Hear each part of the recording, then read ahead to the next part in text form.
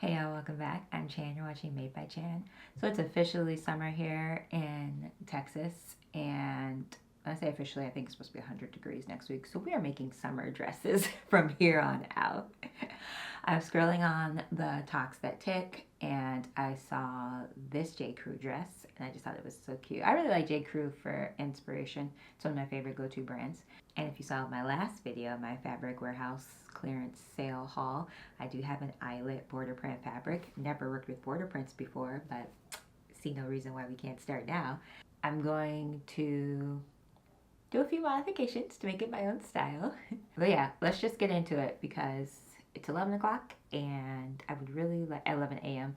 and I would really like to finish this today because I think it's totally possible. So let's get into it.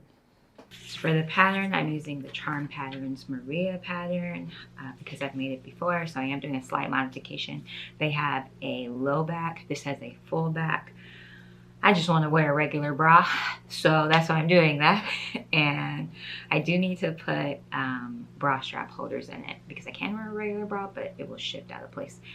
And then if you didn't see the last video, this is my fabric.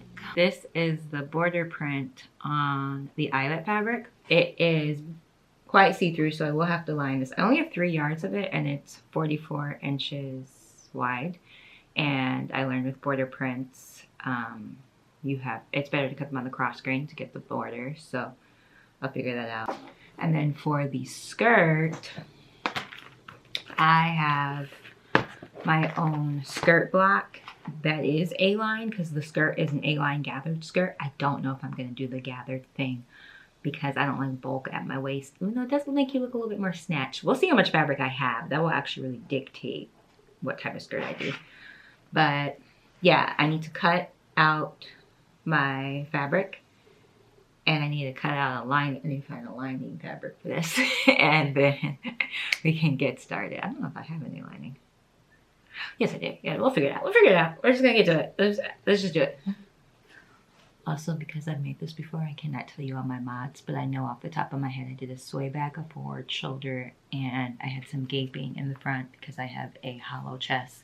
So I fixed that, and I probably took out the fullness and brought it down on the bust cup because of my hollow chest situation. So which means just like my chest starts a little down here versus like up here.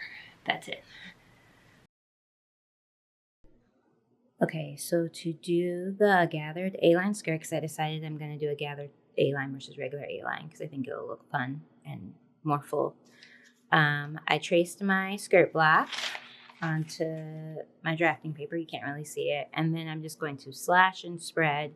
I'm going to do a 1.5 ratio. So I need to add 7.5 inches to this piece as a whole. And I'll show you what it looks like when I'm doing it. Here you see me equally dividing up the front pattern piece into 1-inch sections mostly. And at this point, I had not realized that I did my math wrong. So I think I have a total of 8 pattern pieces, or 8 slices with my slash and spread method. And really, I should have about 3, maybe 4 max. I forgot that I needed to divide the front number in half because it would double because it's cut on a fold. And so my pattern piece turns out to be way too big, and you'll see my disappointment once I realize my mistake when I realize that I don't have enough fabric. That's my bad. Don't do what I did. We have a slight problem. I finished my pattern pieces. Perfect, look great. I swear I measured my fabric before I did all this work, and I don't have enough.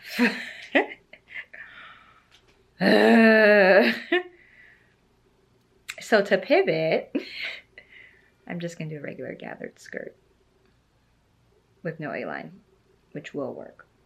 I just wish I hadn't wasted all that time. Don't really plan on putting pockets in this, so I can just do one rectangle and call it a day, but still I'm annoyed of wasting all the time. Anyway, I cut the rectangle out and get to work.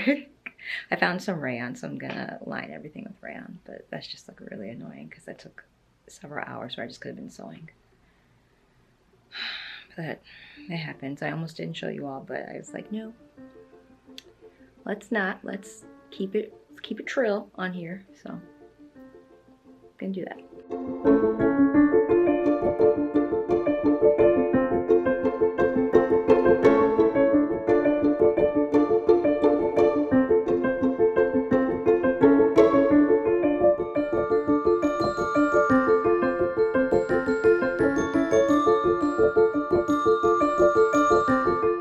Alright, I've underlined all of my pieces because they're very see-through without it. I just use quilter's cotton. I already sewed up the back along the side back and center back panel, so I just need to do the front, and then I need to do the lining as well. And then I have a special trick to attach the lining to the main fabric that I'll show you when we get there.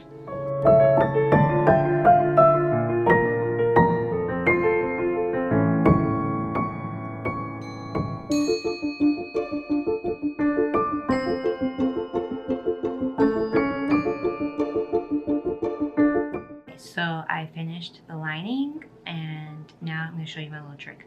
Also, I made this lining out of the drapable rayon at Joann's, and I really try not to like be negative, but this fabric is crap. Like, if you are new to rayon and you bought this trying to make a rayon dress, just don't. Just save the coins and buy something from like Style Maker Fabrics or someone else. Like, don't waste your money on it. It's fine for this, but like, this would not hold up as a regular dress. This is real flimsy stuff. Just saying. All right, let me show you my trick. So I have the lining on top of the pretty fabric. The first thing you need to do is press down the shoulder seams of the lining at the seam allowance, so minus 5/8 of an inch. And then I'm going to sew the neck hole as well as the armholes, or arm side, sorry, on all of the pieces, and sewing over the lining, making sure the press down seam allowance is like my starting point. So I'm going to start right here, and then I'll clip into it and show you what to do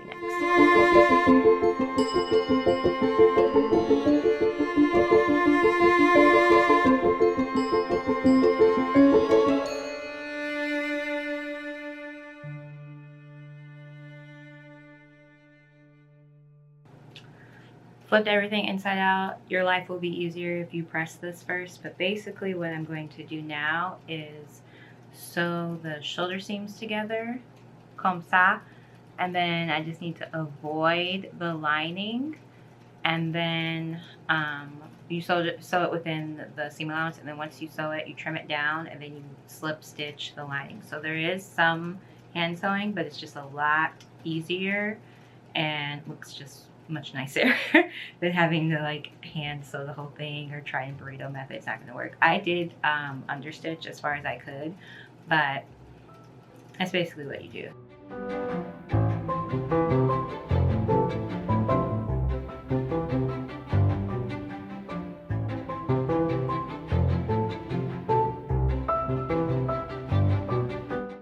Now that I finished the bodice, I'm going to work on the skirt. As you all know, I like to do my gathering on my serger, so I'm going to show you my settings and then gather my skirt here. Just for my pretty fabric, for my skirt lining, I just did an A-line skirt like the original plan. So on the side, I have all of my knobs turned all the way up to the highest setting, and then I have my needles set to 6.5, my looper, one of my loopers, sorry, set to about 4.5, and then my other looper, or I forget what this one's called, but blue, set to 5. And then you want to make sure you have a little tail of thread towards the end, just so that it's easier. And then I'm just going to push it through and have it gather, and then leave another tail, and those will serve as my the fabric is going to gather along the needle threads, and that helps it not slip out, basically.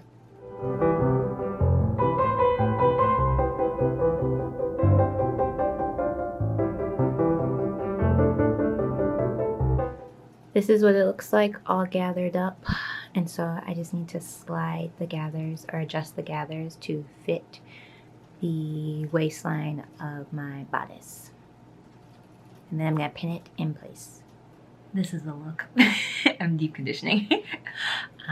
So last we spoke, I was attaching the gathered skirt to the bodice. I tried everything on, looks perfect.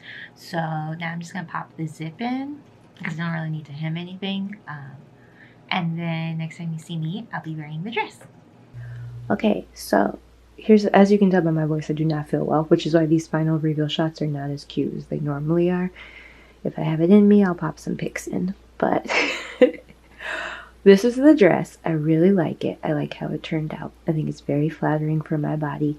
I can see why this style is on sale and really trendy right now. Would I have paid $168 for this? It's currently on sale for 30% off, but funny thing about JCrew is what they do is make it 50% off first, then do 35, then go to 30. So it was half off at one point. No, I would not pay that much for this.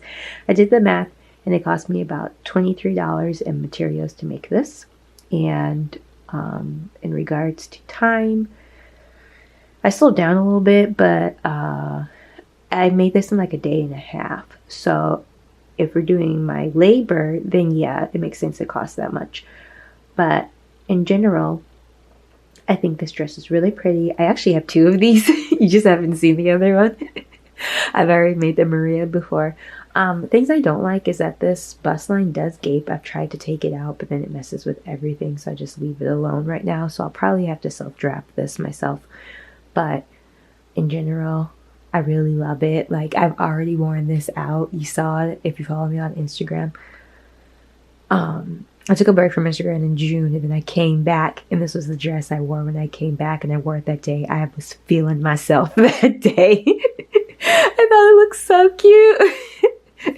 So I'm really happy with this. I think I'll stick with calling it DIY Designer Series. Yeah.